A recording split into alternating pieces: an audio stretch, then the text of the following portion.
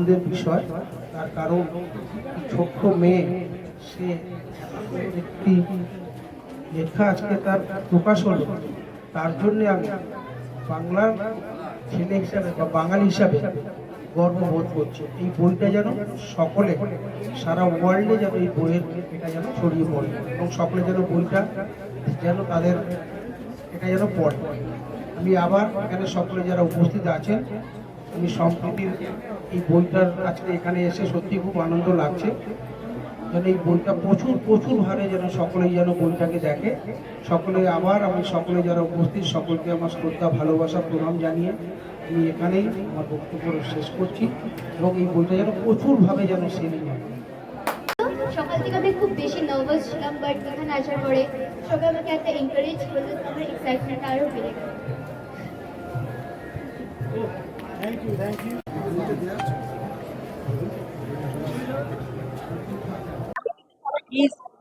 Childhood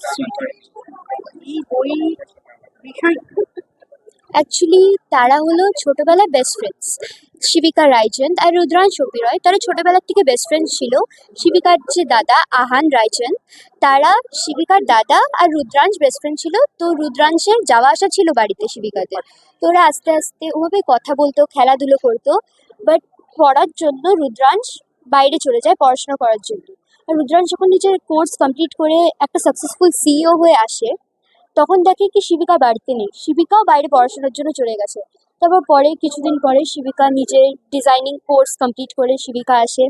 তারপর দুজনের দেখা হয়, ওরা কথাবার্তা বলে, নিজের রিলেশনটাকে ডেভেলপ করে। এটা একটা রোমান্টিক গল্প। হ্যাঁ, এই বয়সে, এত ছোট বয়সে এই ধরনের একটা রোমান্টিক গল্প লেখার ইচ্ছে হয়েছিল? অ্যাকচুয়ালি আমি স্টোরি পড়তাম না, খুব বেশি পড়তাম না, আমার পছন্দ ছিল না। শুনতাম, দেখতাম, আগে প্রিন্সেসদের স্টোরি দেখতাম। তো আমার ছোট বুনু, মামার মেয়ে, সে আমাকে সাজেস্ট করলো কি দিদি তুমি দেখো ঠিকই, কিন্তু তুমি পড়ো, ওটাতে আমার নলেজও বাড়বে, তোমার স্পিকিং স্কিলসও ভালো হবে, আর প্রোনাউন্সিয়েশনও খুব ভালো হবে।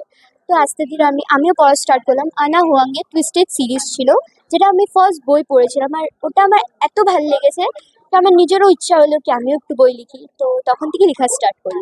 এই বইটা কত পাঠ? অ্যাকচুয়ালি এটার দুটো পার্ট আছে, পার্ট 1 আর পার্ট 2 আমি লঞ্চ করব মেবি এপ্রিল বা মেতে। তো এটা হলো টোটাল পেজ আছে পার্ট 1-এ 294, দাম কত? এটা হলো 450। নিজে মানে কোন ক্লাসে পড়ছো? আমি ক্লাস 8-এ, কোথায়, কোন স্কুলে? Naxalbari heritage academy. তোমার ইচ্ছে কি আছে রাইটার হওয়ার? অ্যাকচুয়ালি হ্যাঁ, রাইটার হওয়ার ইচ্ছা, বাট সাইড বাই সাইড আমি সিঙ্গিংয়েও খুব বেশি ইন্টারেস্টেড।